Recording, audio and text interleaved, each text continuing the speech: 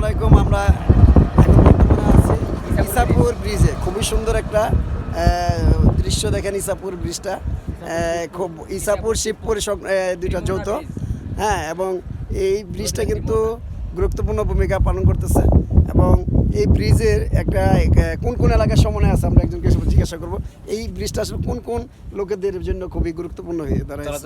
ইসাপুর, শিবপুর, নবপুর, চৌদ্দগলদি, সোনারামপুর, মানে আমরা এই পঞ্চামপুর থানার ইউনিয়নের সবারই সুযোগ সুবিধা, মানে তাহলে তিনটা গ্রাম বেশিরভাগ নাকি? বেশিরভাগ ইসাপুর, শিবপুর, চৌদ্দগলদি, নবপুর, চৌদ্দগলদি কি চলে না? তাহলে দেখেন, মানে যাতায়াত আছে। তাহলে এই ব্রিজের মধ্যে দিয়ে কিন্তু নরসিংদীর লোকেরা যাতায়াত এই পারে আসতে গেলে তারা আসতে পারে এবং তারা এই ব্রিজটা খুবই গুরুত্বপূর্ণ ভূমিকা পালন করতেছে, মোহনা হিসাবে কাজ করতেছে।